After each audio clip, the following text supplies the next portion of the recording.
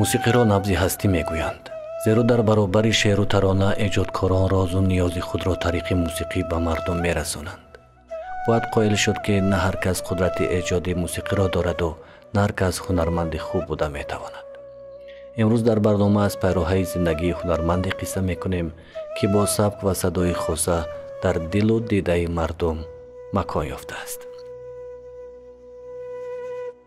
از استادی نوتکراری شش مقام شادروان برنامه اساخوه هر دویمان درس اختصاص میگرفتیم. برای من همچون استادگیم خطا نمیکنم، زیرا من در روحیه سرودهای همین استادان به وای رسیدم.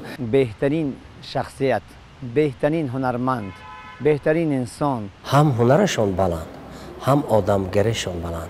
نه هر هنرمند به این چیز موفق شده میتواند.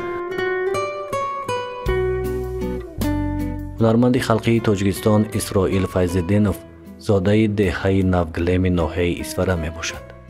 زمان نورسیش در دهه سپری شده است که همیشه یادهای شیرینش را در سروده ها و یادنامه هایش می نگارد.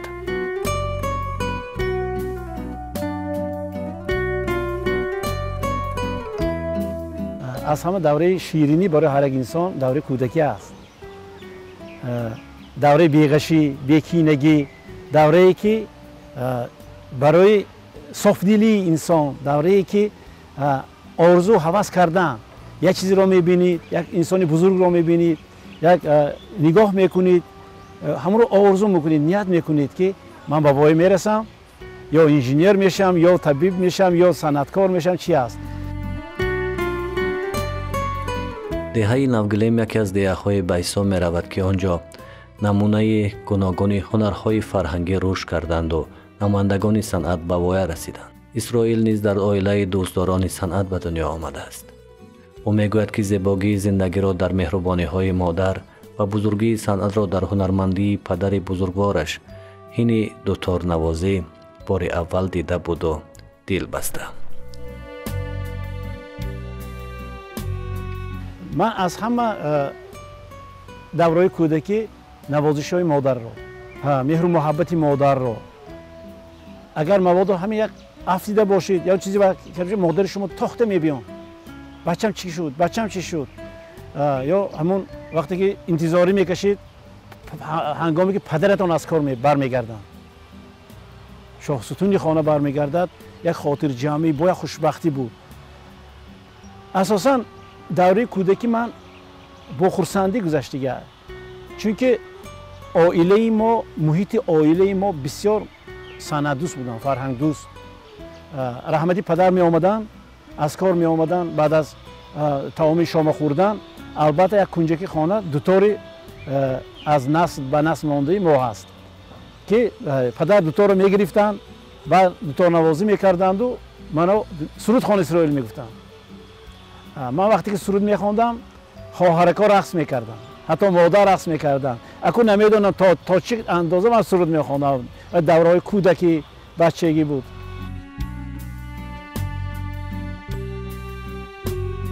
زمان نورسی دوستدار هنرنمایی بزرگان صنعت برنا اسحاقова، جورابک مرادوف، الماس عبداللهیف، آدینه هاشموف و دیگران بود. در هوای هنرمندی استادان آرزوی سرایندگی وجودش را گرفته بود. سالهای مکتبخوانی در انسامبل خانه پیانیران مکتب رقم 30 دهه مجنون بید هنرنمایی کرده و صحنه‌های مکتبی راه می‌یابد. بعد در کوچه ها وقتی که سرود حافظه را گوش می‌کردم و اگر باور کنید باور نکنید کوچه می آمدم بلند سرود داد میگفتم که آیا در اتوبوس بودگی ها آواز من رو میشنواد یا نه. همین کارم میکردم، داد سرود میخوندم، در اتوبوس همه نگاه میکردم، آواز دارم. زادگاه خودش اسفره یک موضوعی است که به خود خاص رفتار داره، طبیعتی در حقیقت به خود خاص داره. بعد صنعت سبک صنعت سرای آواز سرای شش مقام اسفره هم اگر شما نه خوب میدونید سبک علایده اسفرگی ها میگن، سبک خاص خود را دارد. محیطی که من زندگی میکنم در آنجا تولد شدم این دهه نوگلیم است. نوگلیم تاریخاً اینجا مرکز شهر اسفره بودگی، چون که در اونجا مدرسه عبدالله خان است. در اونجا اساس اسفره از نوگلیم بود، مرکزی شهر. از نوگلیم خودتون خوب میدونید، سیفی اسفرنگی لطفالله بزرگزاده، رحمتی مغنی ناتکرار مرزا قربان صالح، هنرپیشه شایسته جمهوری تاجیکستان. همون محلی که من زندگی میکردم ما همه در یک جا، استاد مرزا قربان صالح، استاد عثمان جان یوسفوف، من اسرائیل فیض‌الدینوف، همین در یک محله زندگی کردم. شاید تاثیری صنعتی بزرگ استاد مرزا قربان با ما تاثیر کرد که من افتخار از آن دارم که در همسایگی ما زندگی میکردیم. محیط عائلی من هم همین چنین بود.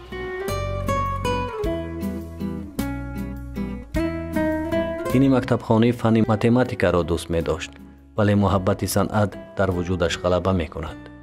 баъд аз хатми мактаби миёна бузургони авлод дар наздаш ду пайроҳаи таҳсилро пешниҳод мекунанд.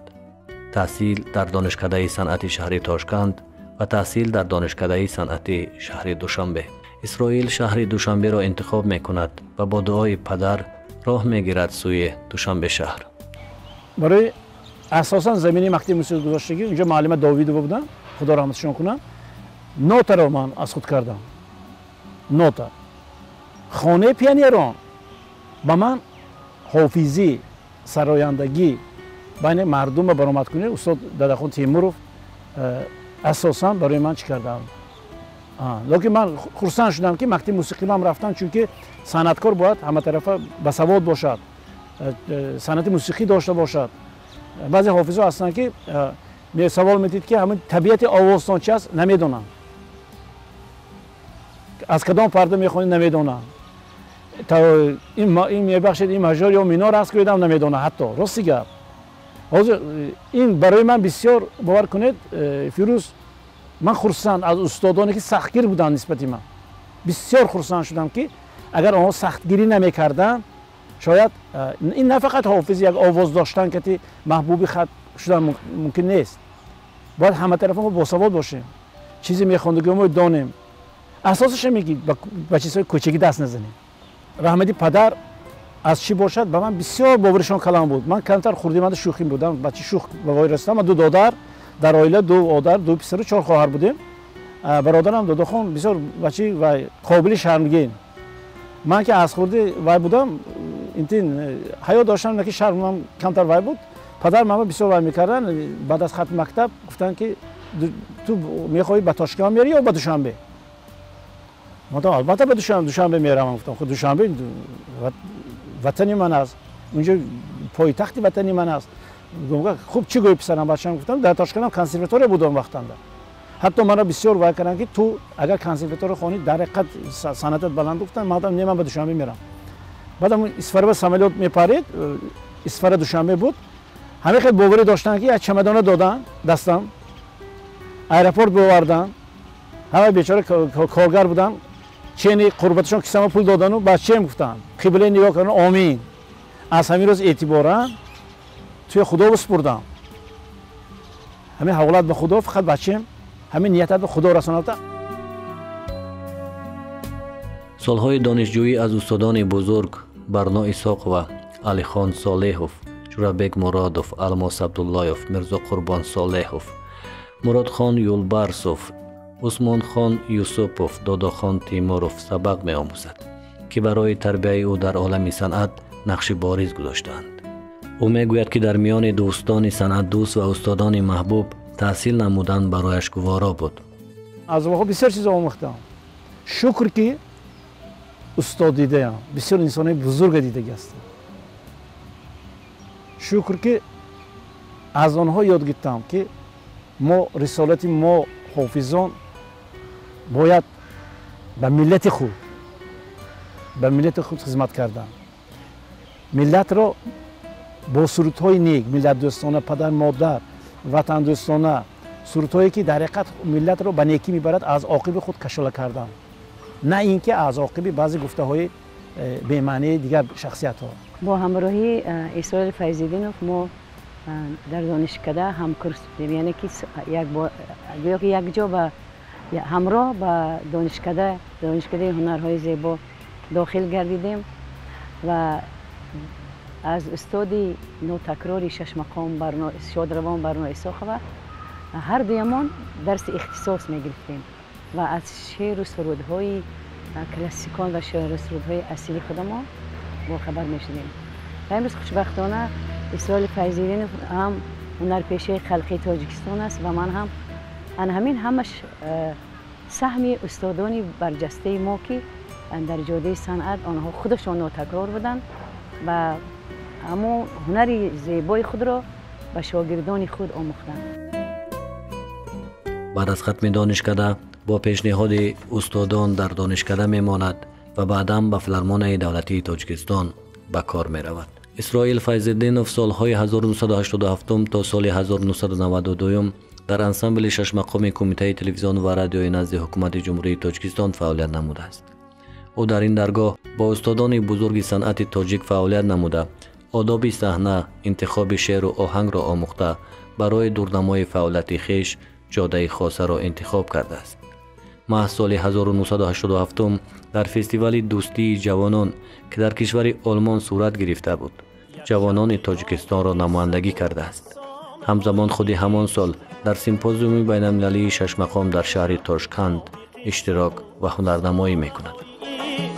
گفتم زی خود جدا کنم اما دلم نشد.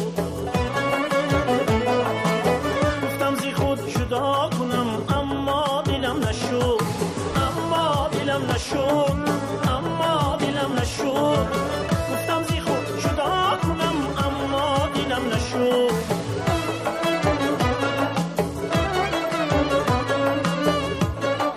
انسان را، همین هنرمند را، همین در سفر همه وقت درک میکنی کیست و چگونه خصلت دارد و همه طرف خبردار میشه که با کی در سفر هستی. هنگامی که ما سفر کردیم به افغانستان، روزهای بین المللی بود، نوروز بین المللی بود و همونجا چند روز که با هم بودیم با انسام فلک و اکه اسرائیل فیض‌الدینوف با ما بودند و در سفر خیلی صحبتو گرم کردیم، صحبتو گرم آرستیم، بحر سرودهای وطن دوستانه، بحر وطن عزیز تاجیکستان و بسیار شوخ هم هستم، بسیار یعنی راحت بوده در همون سفر و هنرمند بهترین است، آواز تنور با قوت دارد، بهترین آواز دارد و هنگامی که هر لحظه که هر سرود رو انتخاب میکند همون سرود حتما در کنسرت های کلان جا میگیرد و حتما همون هنرمند که اسرائیل حتما در کنسرت اشتراک میکند. من خودم انتخاب میکنم. بعد از انتخاب بعد و پیشنهاد میکنم که چی فکرشون میگن.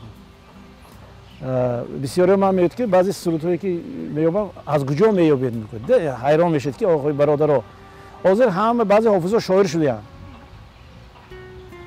خب منم قوتی دارم نوشتن، اما شعر میدونم، من شاعر نیستم. این کسب من نیست.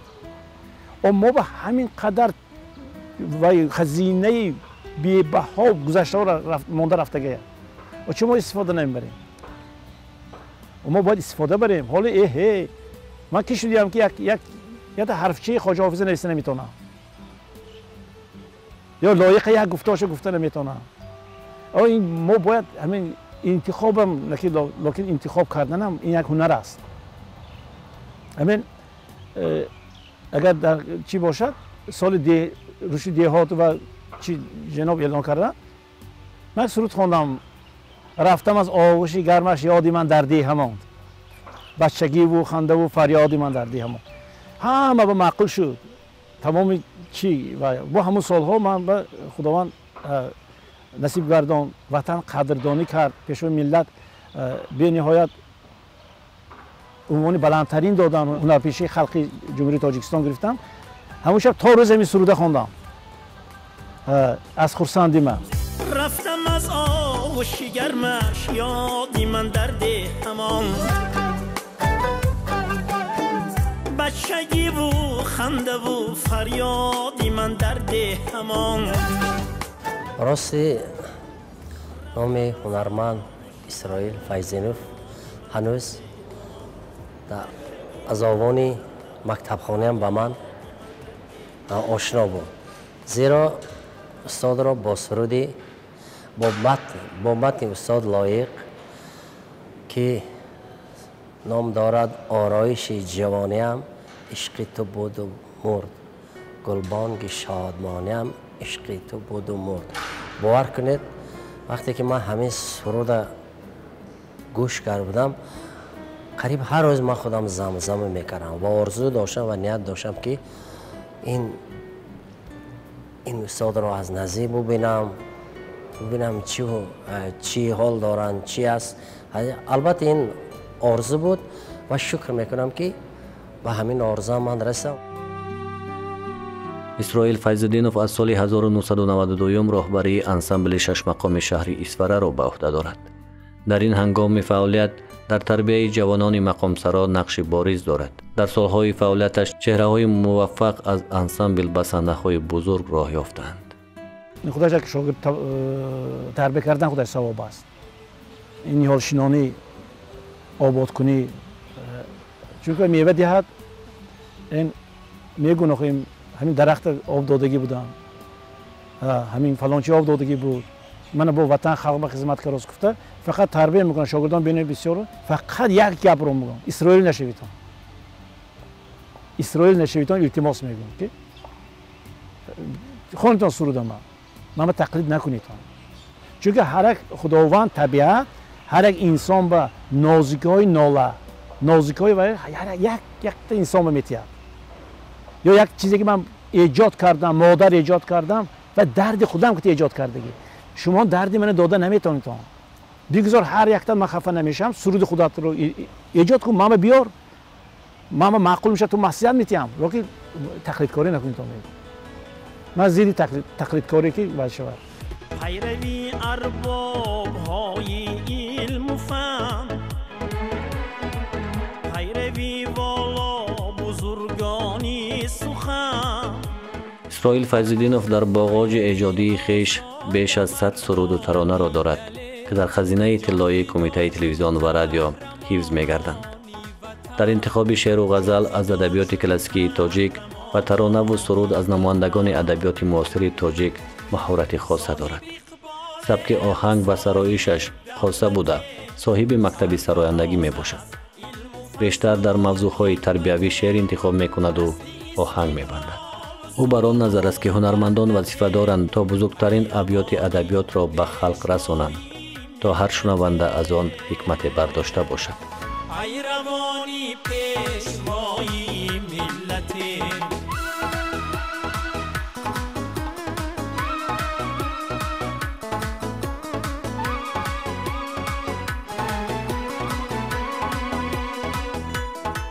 من از شاعر جدا نمیکنم.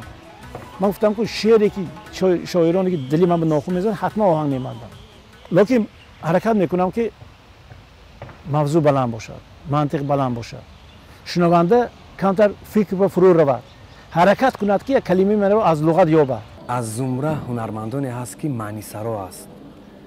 سرتاپا اگر از سلسله ترانه های استاد اگر خاطره های ورقگردان کنید، اگر همون فیته های سرودهایشون رو میبینید که در حقیقتا استاد معنی سرا هستند و نه هر هنرمند در چوربینی های سطح جمهوری و سطح عموما بلند کسبی راه یابد. من میبینم هم طریق آینه نیلگون ما هم شاگرد هستم برای اون کس، برای اسرائیل فیض‌الدینوف هم خوب برادر هستیم با هم دیگر. برای همین وقتی که ما از بسیار چیزها رو من از زنگ با طریق تلفن صحبت میکنیم، زنگ میزنم، بعضی کلمه هایی هست که مثال شاید من عاجز بمونم، شاید من همون چیز رو نمیفهمم، بعضی عباره و بعضی کلمه هایی هستن زنگ میزنم میگم که یک سرود خوندید در همین جا یک معنی دارد که من نفهمیدم چی معنی دارد، چی است.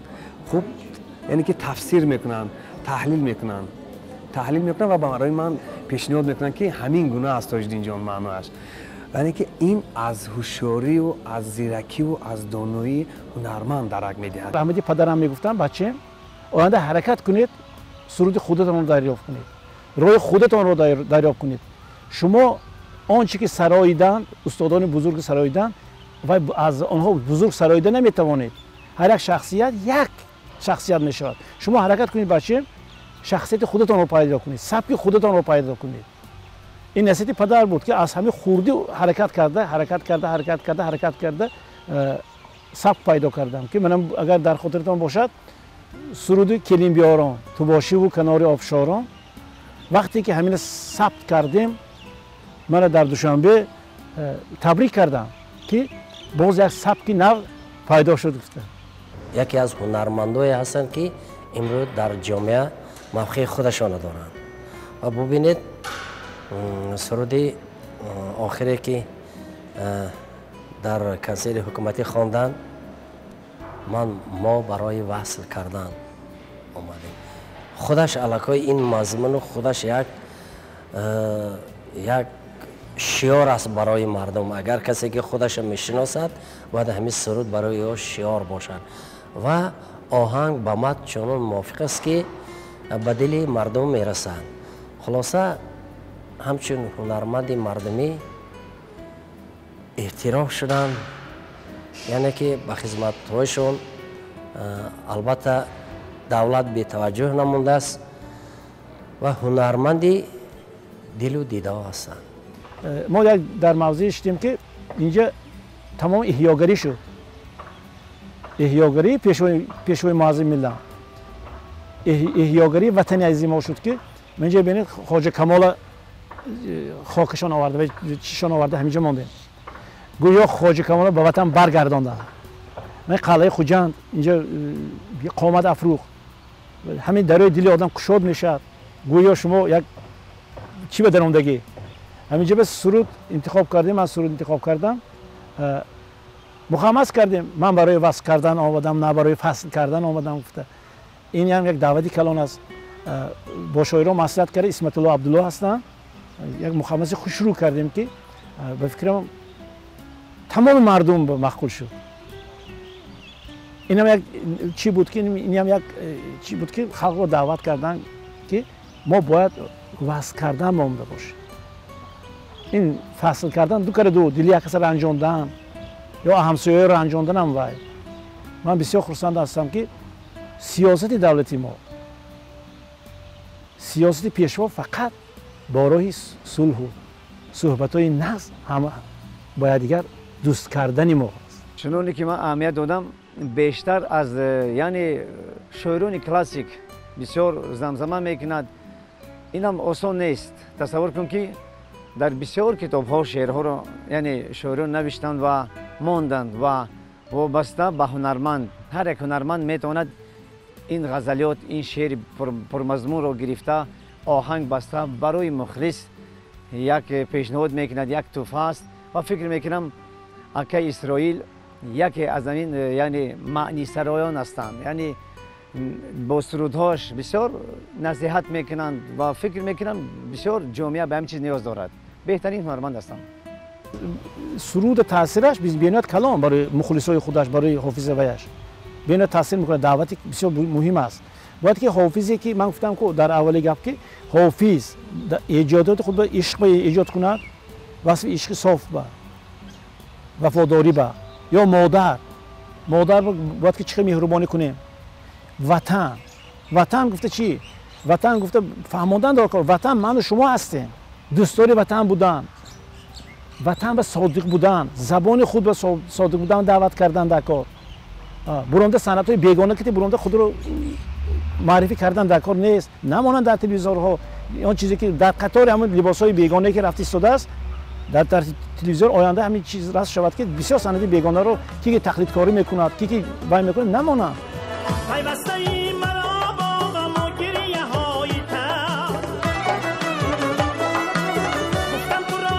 موضوع وطن، وحدت و یگانگی در ایجادات اسرائیل فیض‌الدینوف مقام خاص را دارد.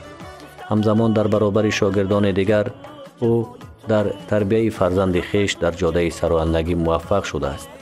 اسکندر فیض‌الدینوف یکی از جوانان صاحب هنری می باشد که امروز در پهلوی پدر ساده آداب و هنر می آموزد.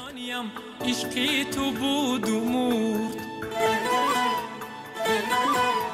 گلبانگ شادمانیم عشقی تو بود و مرد. بالم دیگر شکسته و افجم نشسته است، پروازی آسمانیم عشقی تو بود و مرد. پروازی آسمانیم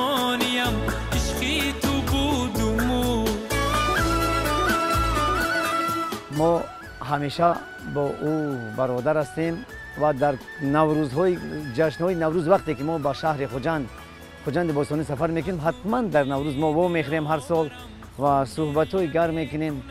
باز از هنرنمایش خبردار میشیم و چگونه فرزند خودش رو همین گونه اسکندر رو چگونه تربیت کردن در این جوده و خود پسرش هم اسکندر بسیار سرودای وطن دوستانه است، سرودای بهترین رو میسراید. من باوری کامل دارم که یعنی سرودهای اکه اسرائیل میمانند، یعنی تا ابد و نام اسرائیل همیشه در ویدی زبان مردم همیشه است. این زمان استاد اسرائیل فیض‌دینوف راهبری انسامبلی همون شهر اصفهان هستند. خب ما فکر میکنم که در یک انسامبلی با نفوذ که واقعا هم یک موسیقی اصیل و سنتی رو برداشت میگیری، باری گران است که کسی رو در اون رشته و در اون سمت تربیت کرده باشه و از این رو من فکر میکنم که در این سمت در رشد نموی صنعت کسبی خاصه در موسیقی سنتی شش مقام خیلی کارهای نظررس کردن اسرائیل فیض‌دینوف. من میدونم که الکی شاگردانشون در عبدالقوی خوبزویشو چقدر مردمی که از اصفهان از شهر اصفهان در کنسرواتوار هم به حیث دانشجو هم به حیث استاد کار میکنن که این باعث افتخار اون شهر اصفهان است و باعث افتخار همون راهبر انسامبل شش مقام اسرائیل فیض‌دینوف میشه.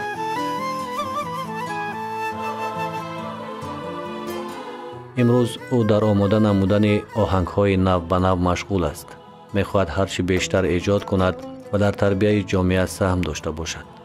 از پیروهای روزگار و آنچه نصیبش شد شکرانه می‌کند. از زیبایی‌های وطن، رشد ساحه‌های گوناگون افتخار می‌کند و با یک جهان احساسی وطنداری در خیابان‌های پر از گل و سبزه قدم می‌ماند. چقدر شکر نمی‌کنید؟ یکمیش این که ما با یگان کس دست نگر نیم، ما صاحب استقلال شدیم، ما خدا صاحب شدیم. این صاحب استقلالی اول مشکل بود، آینده این چقدر میوه داد. اگر خودتان بکنید صاحب استقلالی دنیا با معرفی کرده توانستیم که ما تاجیک هستیم. تا صاحب استقلال نبودیم حالا دنیا ما رو نزد نمیشنو. من در بسیار سفرام تاجیک گوید دیگه نمیدونید دوره شوروینده. تا سمرقند یا بخارا میگوید میفهمید. این جناب عالی تاجیک را دنیا معرفی کردن. تمام بزرگان را زنده کردن. به خلق تاجیک فهموندن که ما چه ملت هستیم. شش مقام به دنیا مشهور کردن. مقام دولتی دادن، فلک را، اطلس را، ادرس را یا این چی است معنیش؟ ما برای چی افتخار نکنیم؟